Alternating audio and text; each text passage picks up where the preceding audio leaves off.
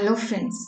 Shashi Agarwal channel के अंदर मैं डॉक्टर शशि अग्रवाल आप सबका स्वागत करती हूँ। आज का जो हमारा टॉपिक है that is the cost analysis for decision making, जिसको हम दो पार्ट्स के अंदर करेंगे।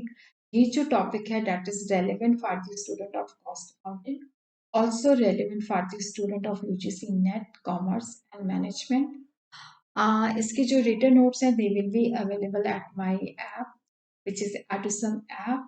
जब ये हमारे दोनों पार्ट जो है खत्म हो जाएंगे तो इसके रिटन नोट जो है आपको इस ऐप के अंदर अवेलेबल हो जाएंगे। इस ऐप को हमने डाउनलोड कैसे करना है उसका लिंक जो है I will be sharing in the description. इसके जो रिटन नोट्स हैं they will be available under free study material. अगर आपको मेरा ये एफर्ट जो है सही लगता है तो मेरी वीडियो को लाइक कीजिए, शेयर कीजिए और मेरे चैनल शशि अग्रवाल को सब्सक्राइब कीजिए। तो सबसे पहले हम देखते हैं, क्योंकि जब भी हमने डिसीजन लेना होता है तो उसके अंदर ये बहुत मैटर करता है कि ये कॉस्ट हमारे लिए रेलेवेंट है या नहीं है। क्योंकि डिसीजन मेकिंग को जो कॉस्ट रेलेवेंट होती है, जिसके बेसिस पे हमने डिसीजन लेना होता है, वो आइडेंटिफाई करना बहुत ही नेसेसरी है कि ये कॉस्ट इरेलीवेंट है, इसको हमने कंसिडर नहीं करना। तो उससे पहले हम बहुत सारी जो कंसेप्ट ऑफ कॉस्ट है उसको अंडरस्टैंड करते हैं। मार्जिनल कॉस्ट जो है that is the total of variable cost. Variable cost वो होती है which varies with the level of output. जैसे रॉ मटेरियल के ऊपर है, लेबर के ऊपर हम खर्चा कर रहे हैं, अगर आउटपुट जीरो है तो ये भी जीरो होती है।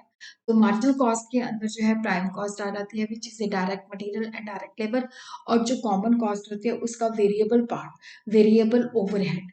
क्योंकि जब हम मार्जिनल कॉस्ट की बात करते हैं तो जहाँ पे हमने कॉस्ट को सेग्रीगेट किया है कि ये फिक्स्ड कॉस्ट है, ये वेरिएबल कॉस्ट है।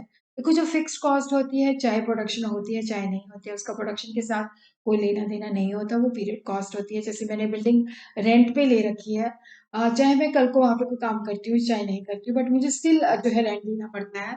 तो डिसीजन मेकिंग के लिए वेरिएबल कॉस्ट जो होती है वो इम्पोर्टेंट होती है। जब हमने कॉस्ट ऑफ प्रोडक्ट या value of work in progress determine करना होता है तो उसके अंदर हम वेरिएबल कॉस्ट को कंसिडर करते हैं। आउट ऑफ पॉकेट कॉस्ट वो कॉस्ट होती है जब हम आउटसाइडर्स को पेमेंट करते हैं। जैसे मैंने रॉ मटेरियल परचेज किया, उसकी पेमेंट की, लेबर रखी, उसको वेजेस पे की, तो ये जो है जैसे डेप्रिसिएशन है उसके अंदर वो आउट ऑफ पॉकेट कॉस्ट नहीं होती, क्योंकि उसके अंदर कैश एक्सपेंडिचर नहीं होता। तो वो कॉस्ट जो है जिसके अंदर कैश एक्सपेंडिचर होता है, जो हम बाहरली पार्टी को करते हैं, तो वो आउट ऑफ पॉकेट कॉस्ट होती है। जब डिप्रेशन होता है, रिसेशन होता है, तो उसके अंदर जो प्राइस फिक्सेशन है, ये कॉस्ट बहुत ही ज़्यादा रेलेवेंट होती है। इवन जब हमने मेक और बाय का डिसीजन लेना होता है तो भी ये कॉस्ट जो होती है रेलेवेंट होती है। नेक्स्ट जो है that is the differential cost. देखो यहाँ पे जब हम ना लेवल ऑफ एक्टिविटी, जब हम कोई अल्टरनेटिव कोर्स ऑफ एक्शन जो है अडॉप्ट करते हैं, जैसे मान लो मैंने पहले 1000 यूनिट बना रही थी, अब मैंने 2000 यूनिट्स बनाने हैं, या अब मैंने 800 यूनिट्स बनानी है, तो यहाँ पे मेरा change in the level of activity है। तो उसकी वजह से जो कॉस्ट के अंदर चेंजेस आती हैं that is known as a differential cost. ये पैटर्न में भी चेंज हो सकता है, टेक्नोलॉजी में भी हो सकता है, प्रोसेस में भी चेंज की वजह से जो कॉस्ट के अंदर तब्दीली आती है that is known as a differential cost.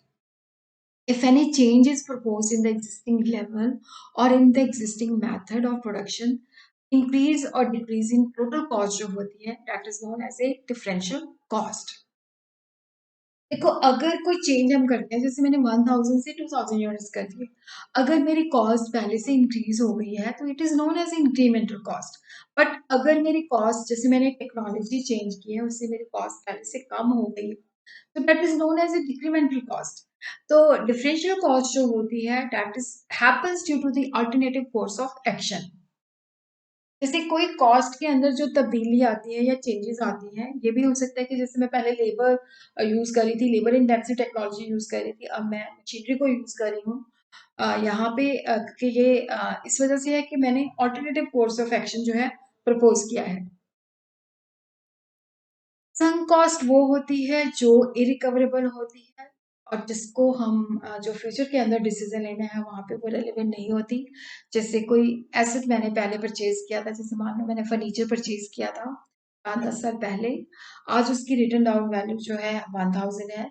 Market के अंदर अगर कबाड़ में सेल करूँ तो 100 रुपीज मिल जाएगा, तो यहाँ पे 1000 माइनस 100, 900 जो है वो संक कॉस्ट है जो रिकवर नहीं हो सकती। That is not relevant for the decision making. जैसे मैंने कोई चीज लीज पे ली है, उसके लिए मैंने 1500 की डाउन पेमेंट की है, तो that is also a sunk cost जो मैं रिकवर नहीं कर सकती। देखो, जो संक कॉस्ट होती है, जिनके अंदर हम ऑलरेडी कैश फ्लो इनकर कर चुके होते हैं, ये इरिकवरेबल होती है। जैसे हमने कोई पूरा प्लांट जो है उसको अबैंडन कर दिया है, छोड़ दिया है, तो उसकी जो रिटर्न डाउन वैल्यू है, अगर उसमें कोई जैसे मान लो 10,000 का मशीनरी है, उसका रिटर्न डाउन वैल्यू है, लेकिन बाजार में वो 500 रुपए में स्क्रैप वैल्यू मिल जाता है, तो 9500 जो है that is the sunk cost. ये कॉस्ट जो होती है हिस्टोरिकल होती है, क्योंकि we have incurred this cost past के अंदर, और now they are not significant for the decision making. Opportunity cost जो होती है that is the second best alternative जो हमने सेक्रीफाइस किया है। जैसे मान लो प्रेजेंट जॉब के अंदर आई एम गेटिंग 50,000, तो मेरी जो अगर मुझे कहीं और जॉब का ऑफर मिलता है, तो वहां पे मुझे कम से कम जो है 50,000 या उससे ज्यादा मिलना चाहिए। तो 50,000 जो है that becomes my opportunity cost. So opportunity cost is a measure of the benefit of the opportunity sacrifice when various alternatives are considered. It is the cost of sacrifice made by alternative action chosen.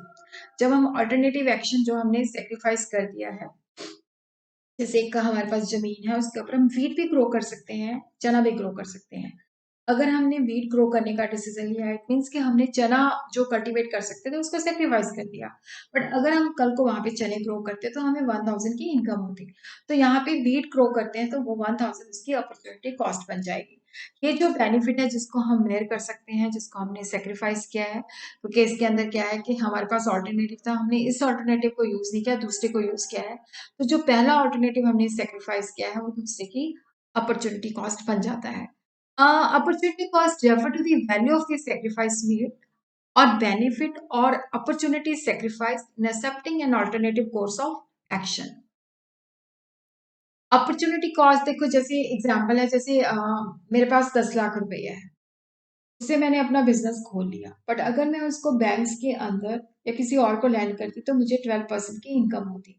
तो ये जो 12% मैंने sacrifice कर दिया है, अगर मैंने अपने बिजनेस के अंदर 10 लाख लगाया है, तो कम से कम मुझे वहां पे इनकम जो है 12% या उससे ज्यादा की होनी चाहिए। उसी तरह क्या है कि बिल्डिंग जो है, मैंने अपनी बिल्डिंग जो है बिजनेस के लिए यूज की है, अगर वो ही बिल्डिंग जो है मैं बिजनेस में यूज ना करती तो रेंट पे देती, तो मुझे 20,000 की इनकम प्राप्त होती। तो ये 20,000 जो है जब मैंने अपना बिजनेस खोला है, तो ये उसकी अपॉर्चुनिटी कॉस्ट बन जाएगा। इसको हम एक एग्जांपल से अंडरस्टैंड करते हैं। A company can make any one of the three products A, B और C in year. Beginning of each year के अंदर ये एक्शन जो है इसने एक्सरसाइज करना है। तो यहाँ पे हम देखते हैं कि जैसे ए प्रोडक्ट है, उसका सेलिंग प्राइस 10 है, बी का जो है 12 है, सी का जो है 12 है। वेरिएबल कॉस्ट जो है ए की 6 है, बी की 9 है, सी की 7 है। मार्केट डिमांड जो है 3000 है, बी की 2000 है, सी की 1000 है। प्रोडक्शन कैपेसिटी जो है 2000 है, ए की, बी की 3000 है, और सी की जो है 900 है। तो यहाँ पे हम जो है इसको कंट्रीब्यूशन फिक्स कॉस्ट जो है हमारी, जो है फिक्स कॉस्ट जो है हमारी यहाँ पे 30,000 है। तो पहले हम कंट्रीब्यूशन कैलकुलेट करते हैं, sale price per unit minus variable cost. तो यहाँ पे ए की 10 माइनस 6 4 आ जाएगी, बी की जो है 12 माइनस 3 आ जाएगी, और यहाँ पे 12 माइनस 7 जो है 5 आ जाएगी। तो मार्केट डिमांड और प्रोडक्शन कैपेसिटी में से हमने वो लेना है जो दोनों में से लेस का है। तो अगली जो स्लाइड है उसके अंदर हम कंट्रीब्यूशन कैलकुलेट करते हैं। ए का जो देखो, जैसे मैंने आपको बताया कि 2000 मिनिमम लेना है, मतलब दोनों में से जो लो वैल्यू है, बी का भी 2000, सी का 900। तो ए की जो कंट्रीब्यूशन है वो 8000 है, 2000 इंटू 4, 2000 इंटू 3, 6000, 5 इंटू 900, 4500। तो अपॉर्चुनिटी कॉस्ट जो है हमने यहाँ पे लेनी है, जो मैक्सिमम पॉसिबल कंट्रीब्यूशन है वो तीनों केस के अंदर जो है 8000 है। तो इसके साथ ही क्या है कि हमारा ये टॉपिक जो है खत्म हो गया है। हम बाकी जो है दूसरे पार्ट के अंदर स्टडी